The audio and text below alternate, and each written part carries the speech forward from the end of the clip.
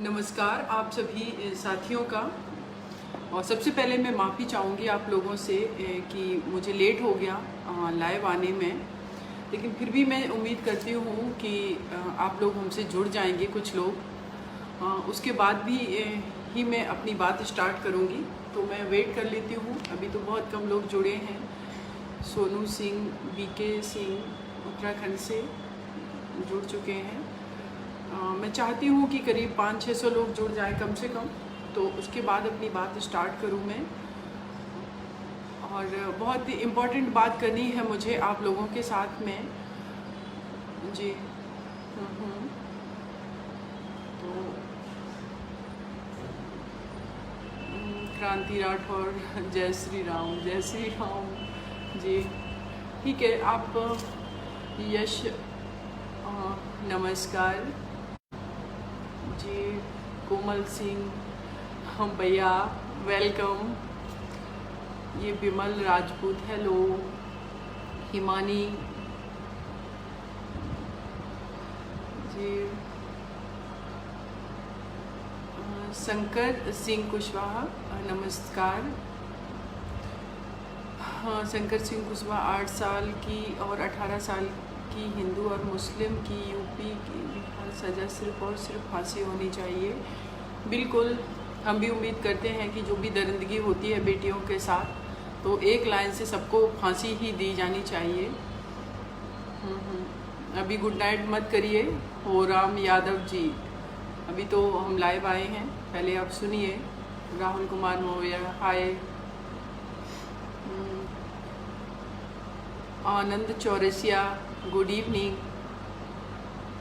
उषा मौर्य दीदी भी जुड़ गए हैं। Pankaj Kushwaha, Pankaj Kumar Kushwaha good evening ji. Very nice. कौन है? Shailesh Choubey ji, thank you. Atul Yadav ji good evening. देखिए, जितना ज़्यादा लोग जुड़ जाएंगे कि बीच में फिर लोग लाइव ज्वाइन करते हैं तो आधी अधूरी बात सुन पाते हैं, तो इसलिए मैं उम्मीद करती हूँ कि जितना ज़्यादा लोग जुड़ जाएंगे तब मैं अपनी बात स्टार्ट करूँ। और बहुत ज़रूरी है बात करना। सॉरी शंकर कुमार, बहुत लोग जुड़ चुके हैं। Himani good evening. Anju Yadav very good evening.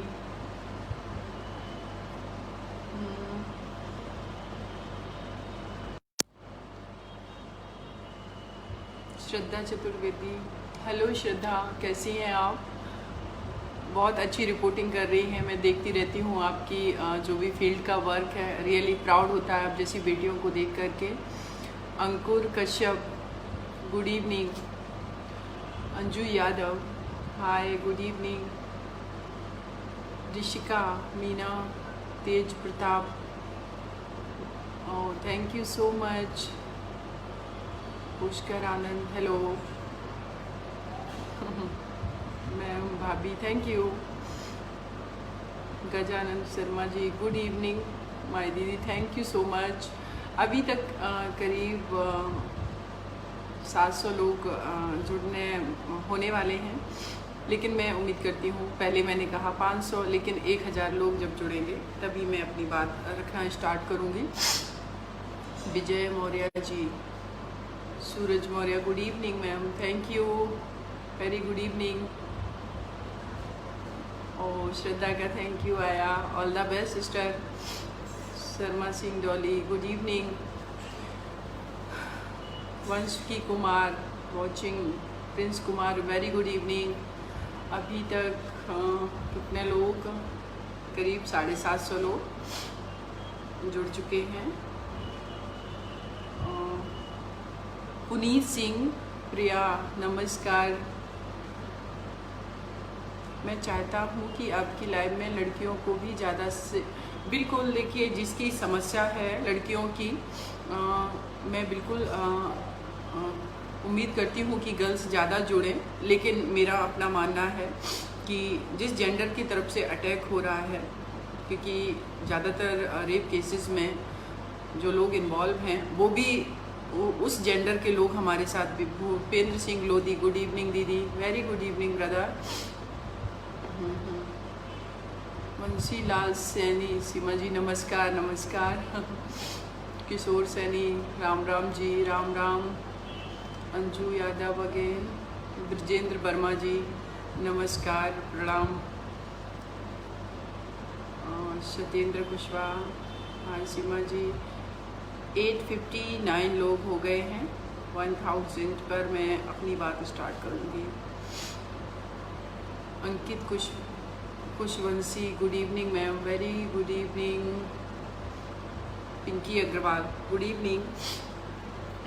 900 अभी नहीं, एक्चुअली मुझे लग रहा है कि मैं थोड़ा सा लेट भी हो गई, तो लेट नहीं होना चाहिए, लेकिन एक्चुअली मैं इस केस में, जिस केस के बारे में बात करना चाहूँगी आप लोगों से, उसी केस में जो इस टाइम इन्वेस्टिगेशन ऑफिसर हैं, सीओ साहब जो हैं, क्योंकि इसमें SC एक्ट भी लगा है, तो इसमें जो सीओ हैं, सीओ लेवल के, डिप्टी SP लेवल के जो भी ऑफिसर्स होते हैं वो इन्वेस्टिगेशन करते हैं।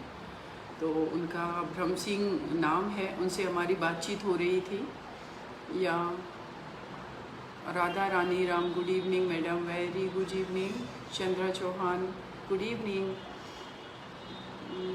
Ravindra Kumar Yadav, good evening. 916 लोग हो गए हैं। ठीक है। मनोज कुशवाहा भाई जी नमस्कार। क्या हम सभी को अपनी बात रखने का मौका मिलेगा? बिल्कुल, क्यों नहीं मिलेगा। देखिए, सोशल मीडिया का प्लेटफॉर्म ऐसा है कि इस पर हर कोई अपनी बात रखता है, और लाइव जो मैंने आने का मैं वीडियो पर्पज है कार्यक्रम में, उसका यही पर्पज है कि आप लोगों से मैं लाइव बात कर सकूं, आप लोगों की बातें भी सुन सकूं। कभी कभी आप लोगों के क्वेश्चन होते हैं उनके, मैडम लगता है आपको हल्का जुकाम है, कोरोना वायरस की जांच कराइए। देखिए, हमें फोकस करना है जिस पर्पज के लिए हम बात कर रहे हैं। मुझे जुकाम बिल्कुल भी नहीं है। हाँ, थोड़ी सी काम ज़्यादा होता है, थकावट हो जाती है, बहुत भागदौड़ करनी होती है, बहुत काम होता है, इसलिए। लेकिन कोई जुकाम नहीं है, आप चिंता मत करिए। हाँ, लेकिन बिल्कुल सही कहा, आप सभी लोग कोरोना की वजह से आप लोग अपना ख्याल रखें, अच्छे से रहें। सिर्फ 7% और जुड़ेंगे मेरे साथ में, 10%, देन आफ्टर मैं स्टार्ट कर दूंगी बात करना जी। 5% की और रिक्वायरमेंट है, 1000 होने पर हम बात करेंगे। फूल जौहार जी, बहुत बहुत जौहार। Nawaz sahab, good evening madam, very good evening. Mithilesh Kushwaha, good evening ma'am. Sunita Sahu, good evening ma'am, thank you, good evening. Oh now अभी 1000 लोग हो गए हैं, तो हम अपनी बात स्टार्ट करते हैं। तो साथियों, आप लोगों को बताना चाहती हूँ कि सोशल मीडिया के माध्यम से आप सभी ने देखा, हमने भी देखा, और अलग अलग तमाम तरीके के जो भी सोर्सेस हैं उनसे पता चला। लेकिन मेरे ये स्वभाव का हिस्सा है कि किसी भी केस के बारे में जब मैं लाइव आती हूँ या किसी भी केस को हैंडल करती हूँ, अपने हाथ में लेती हूँ, तो मेरी कोशिश ये रहती है कि मैं उस केस में पर्सनली लोगों से बात करूं, जो भी ऑफिसर्स हैंडल कर रहे हैं, SHO हैं, CO हैं, SP हैं, या जिस भी रैंक का ऑफिसर है, उनसे मैं बात करने की कोशिश करती हूं। ये घटना है हाथरस जिले के भूलगढ़ी गांव की। पुलिस स्टेशन है जिसका नाम है चंदपा पुलिस स्टेशन। हमारी आज बात हुई है चंदपा पुलिस स्टेशन के जो भी SHO हैं उनके साथ बात हुई है, जो CO हैं वो इस केस को हैंडल कर रहे हैं उनके साथ हमारी बात हुई है। और ये जो बेटी है जिसके साथ ये हीनियस क्राइम हुआ, उसका गला दबाया, उसको मारने की कोशिश की गई, और उसकी जीभ भी जो है वो करीब करीब मतलब हम कहेंगे कि कटी नहीं है, लेकिन बोलने में वो अक्षम है, जीभ उसकी काफ़ी डैमेज हो गई, और उसके साथ रेप किया गया। आगे SHO का कहना था, हमारी जब बात हुई कि आगे बेटी ने नहीं बताया रेप हुआ, लेकिन बाद में उसका जो भी DD उन्होंने किया, स्टेटमेंट लिया, तो उसमें ये चीज़ बेटी ने बताई कि उसके साथ इन 4 लड़कों ने रेप किया, उसको किडनैप किया, उस बच्ची के साथ रेप किया, उसको जान से मारने की कोशिश की। और इस जो भी ये FIR दर्ज हुई है इस केस में, उसमें जो मुकदमा है वो 307 धारा IPC की 307, 354 और 34 SC ST एक्ट लगा है, क्योंकि ये बेटी जो है वो दलित समाज की बेटी है, तो ये एक्ट भी लगा है। अभी तक की जो अपडेट है वो आप लोगों को मैं बता रही हूँ कि जो भी चारों लड़के हैं उनको अरेस्ट किया जा चुका है।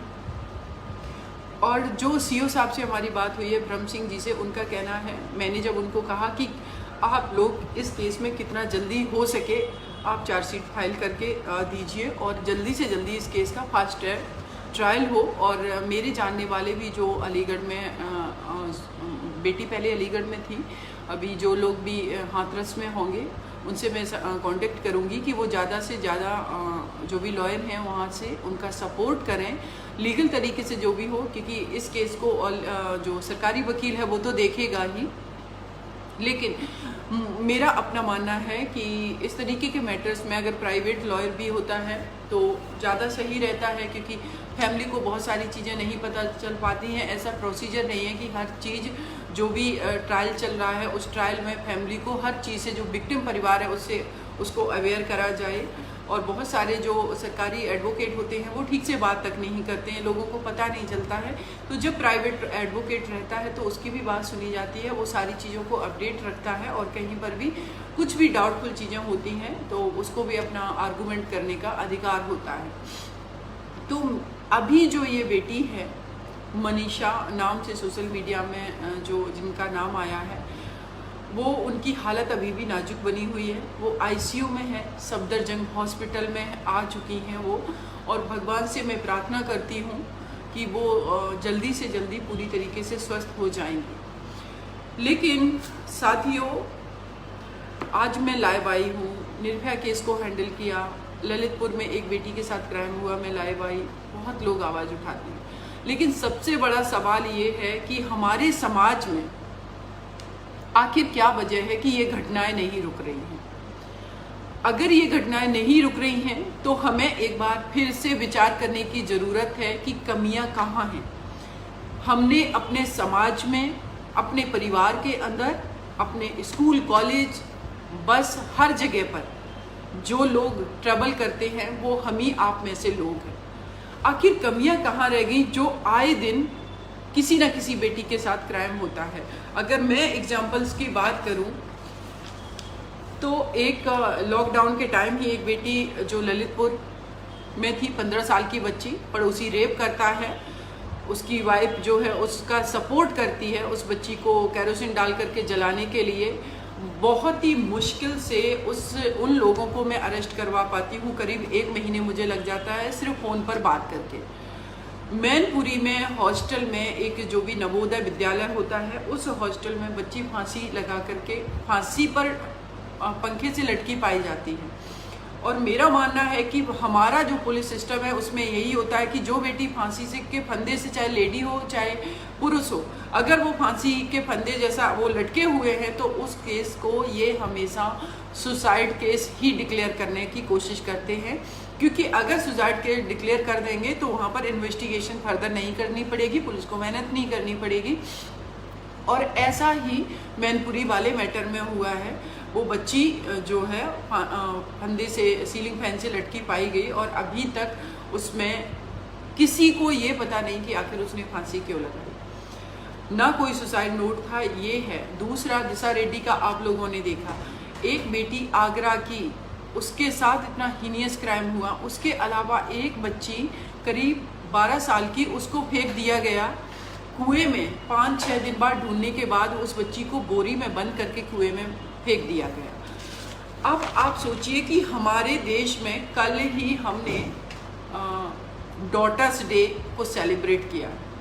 मुझे लगता है, मेरा मानना इस चीज़ में मुझे बिल्कुल भी गुरेज नहीं है कि अगर देश के अंदर 10 से 20% भी लोग ऐसे हैं कि एक्चुअल में अपनी बेटियों को प्यार करते हैं। और प्यार का मतलब सिर्फ ये नहीं है कि आप अपनी बेटी को पढ़ा दो, ग्रेजुएशन करा दो और फिर आप लग जाओ बहुत अच्छा लड़का ढूंढने में कि बहुत अच्छे घर में शादी करनी है, अपनी बेटी को कार देनी है, अपनी बेटी को सारा घर का सामान देना है, इतने लाख की शादी करनी है और लड़का इंजीनियर डॉक्टर यही सब ढूंढना है। इसको मैं बिल्कुल भी आपके तरफ से प्यार करना नहीं मानती हूँ अपनी बेटी को, चाहे वो माँ बाप हो, चाहे वो उसका भाई हो, कोई भी रिलेटिव हो।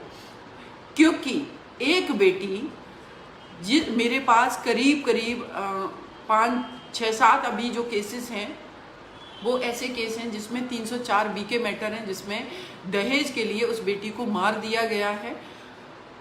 परिवार जो है कहता है मैडम हमने 50 लाख दिया था, हमने 20 लाख रुपए दिया था, हमने 25 लाख रुपए दिया था। तो मैं इस समाज के लोगों से ये जानना चाहती हूँ कि जो आपने पैसे दिए उस पैसे को देकर के आपको लगता है आप बहुत प्रतिष्ठावान व्यक्ति हैं, अगर वो उतनी मनी आपने अपने बेटी के एजुकेशन पे, उसकी अच्छी हेल्थ पे, उसको एक्सपोजर मिले, उसके स्पोर्ट्स खेलना चाहती, आगे बढ़ना चाहती, जो भी काम करना चाहती, उस पर अगर आपने खर्च किया होता तो शायद आपकी बेटी 1, 2 साल या 7 साल के अंदर फांसी के फंदे पर लटकी ना मिलती, किसी को आग लगा के ना जलाया गया होता, किसी का गला दबा के ना मारा गया होता। ऐसा नहीं होता, आपकी बेटी भी जीवित होती और वो भी आगे बढ़ कर के कुछ कर रही होती। लेकिन नहीं, आप लोग चाहते हैं कि समाज में बदलाव हो, लेकिन अपनी मानसिकता नहीं बदलना चाहते हैं।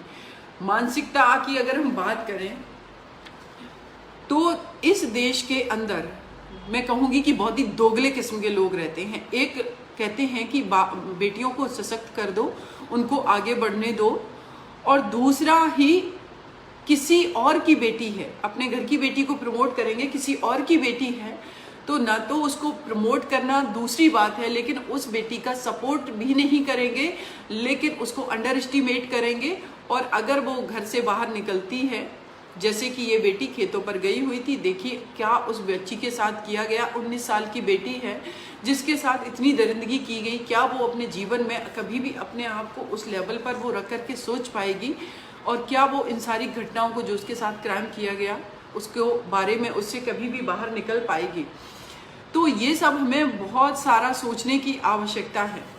अब देखिए कि निर्भया केस में 4 लोगों को फांसी दी गई, उसके बाद लगा समाज में कि बहुत सारा बदलाव होगा, लोग डरेंगे, लोगों के अंदर डर पैदा होगा, लेकिन ऐसा नहीं हुआ। केस अभी भी क्राइम उतना ही तरीके से हीनियस क्राइम हो रहे हैं। उसके पीछे जो 2-3 वजह समझ में आई मुझे वो ये है कि निर्भया केस जो है दिल्ली की राजधानी में ये क्राइम हुआ और बहुत हाईलाइट मैटर हो गया, क्योंकि ऑब्वियस सी बात है कि अगर दिल्ली की हमारी देश की राजधानी है और वहाँ पर एक बेटी के साथ इतना हीनियस क्राइम हुआ तो मीडिया को कवरेज देना ही देना था।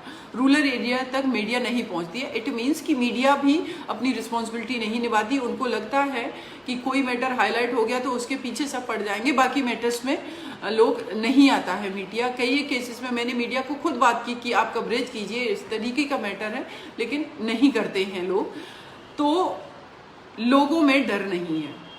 अगर निर्भया केस में 4 अपराधियों को फांसी की सजा वो भी 7.25 साल के बाद हो भी गई तो लोगों को ये पता है कि जब निर्भया जैसे केस में जो इतना हाईलाइटेड था, करीब 7.25 साल का समय लग गया, तो हम जो क्राइम कर रहे हैं यहाँ तो पुलिस भी सक्रिय नहीं है, यहाँ तो समाज के जो लोग हैं वो भी जो भी अपराधी हैं उनके सपोर्ट में खड़े हो जाते हैं। बेटी जो है जिस परिवार की है वो गरीब परिवार है, वो बहुत भाग दौड़ नहीं कर सकता, बहुत पैसे खर्च नहीं कर सकता है लीगल तरीके से लड़ने में। और पुलिस जो है वो उतनी निष्क्रिय है कि जब भी एक पीड़ित परिवार पुलिस स्टेशन के अंदर जाता है और वो कहता है कि हमारे साथ ये क्राइम हुआ तो 50 सवाल उस परिवार से पूछे जाते हैं। उस बेटी को जिसके साथ इतना हीनियस क्राइम हुआ उससे इस तरीके के क्वेश्चन पूछे जाते हैं। काउंसलिंग जैसी अभी भी एक जो प्रोसीजर लॉ का है कि काउंसलिंग उस बेटी की होनी चाहिए, बच्ची की जिसके साथ भी क्राइम हुआ, काउंसलिंग जैसी व्यवस्था नहीं है कि उसको कम से कम उसके माइंड को प्रिपेयर किया जाए कि जो उसके साथ क्राइम हुआ वो सारी बातें बता सके। तो अभी जो हाथरस में भी बेटी के साथ क्राइम हुआ तो उसमें भी वो बेटी शुरू में बता ही नहीं पा रही थी कि उसके साथ एक्चुअल में हुआ क्या। एक तो उसकी जीभ कटी हुई जिसके वजह से वो बोल नहीं पा रही थी और अभी भी उसकी हालत गंभीर बनी हुई है। इसी वजह से 164 CRPC के जो बयान होते हैं वो भी नहीं अभी तक उस बेटी के हो पाए हैं, क्योंकि वो बोल ही नहीं पा रही है, इतना बुरी तरीके से उसके ऊपर अटैक किया गया है। तो देखिए, मेरा ये मानना है कि हम सिर्फ खोखली बातें करके इस देश के अंदर बेटियों को ना तो सुरक्षित कर सकते हैं, ना उनके हक की लड़ाई जो है हम लड़ सकते हैं। कुछ फेसबुक पे पोस्ट लिख देने से या कोई मैटर हाईलाइट हो जाने से, मीडिया में आ जाने से एक दो बेटियों को न्याय मिल भी जाता है, तो उससे समाज में बदलाव नहीं हो जाता। और इसीलिए हमने देखा है कि बहुत सारी जो क्राइम है वो अभी भी कंटिन्यू हो रहे हैं। लेकिन अगर हम अदर और केसेस की बात करें तो मेरे पास करीब आप लोगों को मैं बताना चाहूँगी कि हमारे पास बहुत सारे ऐसे मैटर्स हैं जिन मैटर्स को मैं हैंडल कर रही हूँ, जिसमें एक मैटर है, मैं बेटी का नाम नहीं लूँगी, उनके फादर का नाम नहीं लूँगी। वो मैटर जो है, बेटी की शादी होती है, ससुराल जाती है, ससुराल के लोग जो हैं वो क्रिमिनल माइंडसेट के हैं। उसका हस्बैंड जो उसके साथ बहुत गलत तरीके से संबंध बनाता है, उस लड़की का जेठ उसके साथ रेप करता है, उस लड़की के साथ उसका नंदोई जो है वो रेप करता है। और उसके बाद कोरोना हो जाता है, वो लोग एफआईआर दर्ज नहीं करा पाते क्योंकि उत्तर प्रदेश के रहने वाले, दिल्ली में ये क्राइम हुआ। तो आप लोग सोचिए कि जब वो एफआईआर कराने जाते हैं, लॉकडाउन समाप्त होता है, तो पुलिस का कहना इतने दिनों तक क्यों नहीं आए। जब मैंने बहुत पुलिस को इंसिस्ट किया, मैंने एसपी वगैरह लेवल पर जब पहुंची, बात की, एफआईआर दर्ज हो गई लेकिन अभी तक अरेस्टिंग नहीं हुई। ये माइंडसेट है, क्योंकि उनका मानना है कि अगर शादी हो गई और शादी के बाद इस तरीके से कोई भी क्राइम हो रहा है तो वो हो सकता है दहेज की मांग की वजह से, कि दहेज के अगर मांगा हो तो झूठे केस में ना फंसा दिया हो। ये माइंडसेट है हमारी पुलिस व्यवस्था का। अब इसमें बदलाव कैसे हो, इसके लिए देखिए, मेरा जो सबसे पहले मानना है कि आप किसी भी केस में सजा मैक्सिमम करने की जगह आप केस को फास्ट ट्रैक कीजिए।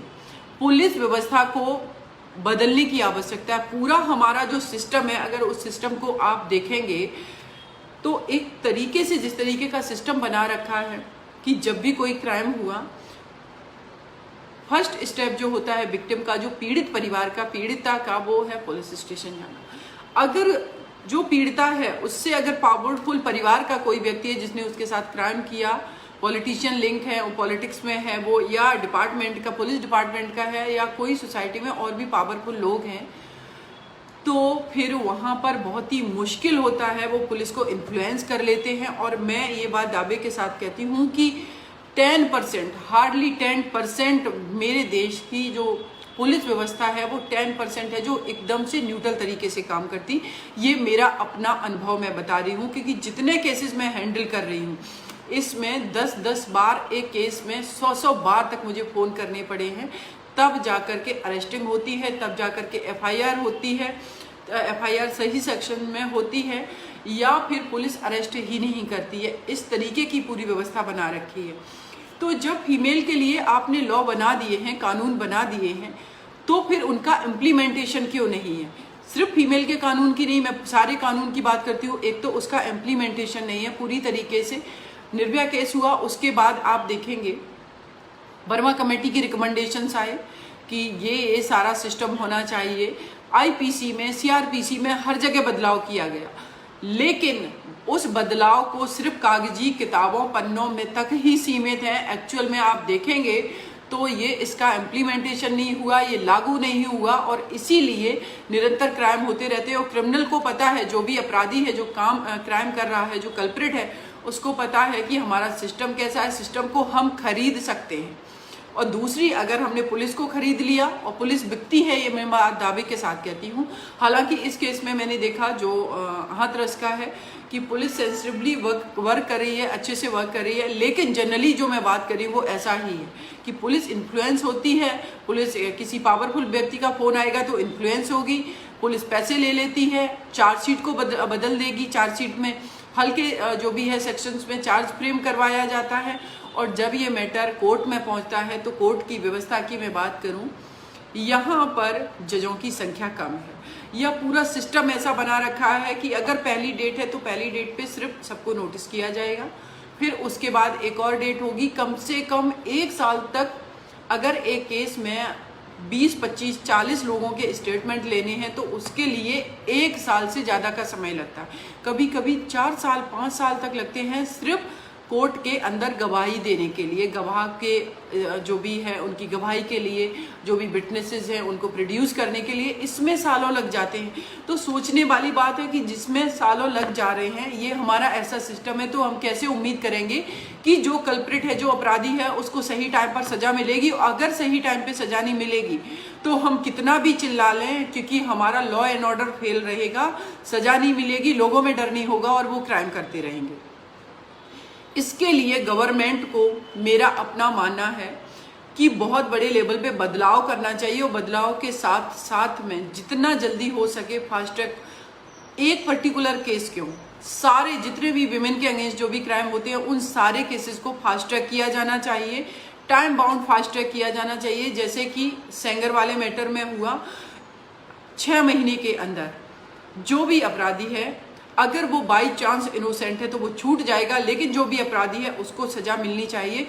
6 महीने के अंदर अगर आप जेल में पहुंचाएंगे इन अपराधियों को तो निश्चित रूप से डर होगा और क्राइम भी कम होगा। लेकिन 6 महीने सोचिए, आप तो 6 साल में भी नहीं पहुंचा पाते हैं, तो फिर कैसे बदलाव होगा। आप कितना भी नारा लगा लीजिए, बेटी बचाओ बेटी पढ़ाओ, कितना भी आप फेसबुक पर आकर के ढोंग कर लीजिए, डॉटर्स डे, ठीक है, नो डाउट बहुत अच्छे लोग भी हैं जो अपनी बेटियों को इक्वली बेटों की तरह ट्रीट कर रहे हैं, आगे बढ़ा रहे प्रमोट, लेकिन मैं जनरल बात कर रही हूँ, क्योंकि जो लोग भी प्रमोट कर रहे हैं उन लोगों से भी मैं कहना चाहती हूँ, हर व्यक्ति रिस्पॉन्सिबल है। इस सोसाइटी में जो क्राइम हो रहा है उसके लिए हर व्यक्ति रिस्पॉन्सिबल है। मैं फेसबुक पर देखती रहती हूँ, जब भी कोई स्त्री अपना ओपिनियन रखती है महिला सुरक्षा के मुद्दे पर या महिला आज़ादी के मुद्दे पर, स्वतंत्रता के इन सारे मुद्दों पर, कितने लोग उसको ट्रोल करने के लिए आ जाते हैं।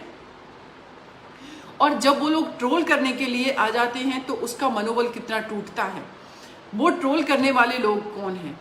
जब आप किसी स्त्री को लिखता पढ़ता उसको बर्दाश्त नहीं करेंगे, जो वो लिख रही है, समाज के मानक आपने गढ़े हैं, हर चीज़ आपने निर्धारित की है, और जब वो लिख पढ़ रही है, उसकी ओपिनियन आ रही है, तो उस आपको ट्रोल करने की आवश्यकता क्या है? लेकिन आप करेंगे, आप सीधे उसके कैरेक्टर पर उंगली उठाएंगे, या आप उसको कहेंगे झूठे केस होते हैं, यह सारी चीज़ें होती हैं। एक स्त्री, मैं कहती हूँ नो डाउट, अगर 5% झूठे केस होते, लेकिन 95% जो सही केसेस हो रहे, उसके लिए कौन जिम्मेदार है? तो मेरा मानना है कि जो समाज है, एक तो हमारा जो लीगल सिस्टम है, पूरी व्यवस्था है, इसको बदलना चाहिए, और दूसरा जो हमारी सामाजिक व्यवस्था है, इस व्यवस्था में हमने हमेशा स्त्री को दूसरे दर्जे का ही माना है। ताज्जुब इस बात का होता है कि हमारे इस तरीके की है कि जो भी अगर गर्भ में बेटी है तो उसको मार दिया जाएगा, क्योंकि उनको हर हाल में बेटा चाहिए। क्यों ऐसा क्यों है कि एक स्त्री जिसके कोख में एक बेटी पल रही है, वो उस बेटी को मारने के लिए, उस भ्रूण को मारने के लिए तैयार होगी? हमने ऐसी व्यवस्था क्यों बनाई? तो इन सब पर विचार करने की जरूरत है। और दूसरी बात कि हम लोग कहते हैं लड़कियों को एम्पावर्ड कर दो, बहुत लड़कियां एम्पावर्ड हो रही हैं, आगे बढ़ रही हैं, एडवोकेट हैं, इंजीनियर हैं, डॉक्टर हैं, अब्रॉड में भी काम कर रही हैं, लेकिन कोई भी ये गारंटी नहीं ले सकता है कि वो बेटी हमारे देश के किसी भी पावरफुल पोजीशन पर हो, उस बेटी के साथ अपराध नहीं होगा, वो पूरी तरीके से सुरक्षित है। क्योंकि समाज का जो स्ट्रक्चर बनाया गया है, उसमें आपने रिक्शे वाले को भी वो आज़ादी दी कि वो गाते हुए रिक्शा चला के रोड पे कॉन्फिडेंस से निकल जाएगा, लेकिन एक डीएम, एसडीएम, आईपीएस जो भी ऑफिसर है, या एसपी है, या अदर किसी पोजीशन पे, एडवोकेट है, इंजीनियर है, डॉक्टर, किसी भी लेवल पे अगर वो बेटी है, लेकिन वो भी जब रोड पर निकलती है तो सहम करके निकलती है। अगर वो 500 मीटर उसको पैदल चलना है और रास्ते में अगर 10-15 लोग खड़े मिलेंगे तो मुझे पता है कि गंदी नजरें उसको घूर रही होंगी, और वो कॉन्फिडेंस आप उसमें आने ही नहीं देते हैं।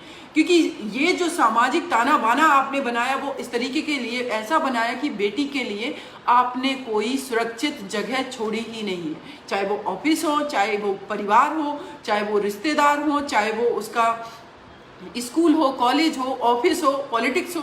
मैं देखती हूँ कि मैं अगर पॉलिटिक्स की बात करूँ तो पॉलिटिक्स में जितनी भी हमारे देश में अभी तक महिलाओं ने जो भी पॉलिटिक्स में आई हैं, मैंने इस चीज़ को नोटिस किया है कि लोग जो हैं, उस स्त्री को आप पॉलिटिकल तरीके से उसकी आलोचना कर सकते हैं, वो एक्सेप्ट की जा सकती है, लेकिन ये लोगों के घटियापंथी आप देखिए कि पॉलिटिकल तरीके से आलोचना नहीं करेंगे, लेकिन अगर स्त्री एक घर से बाहर निकली है, आगे बढ़ रही, चाहे वो मायावती हो, ममता बनर्जी हो, जयललिता जी हो, वसुंधरा राजे हो या इंदिरा गांधी हो, कोई भी इस देश की फीमेल है उसको इन लोगों ने गंदे घटिया कमेंट किए बिना नहीं छोड़ा।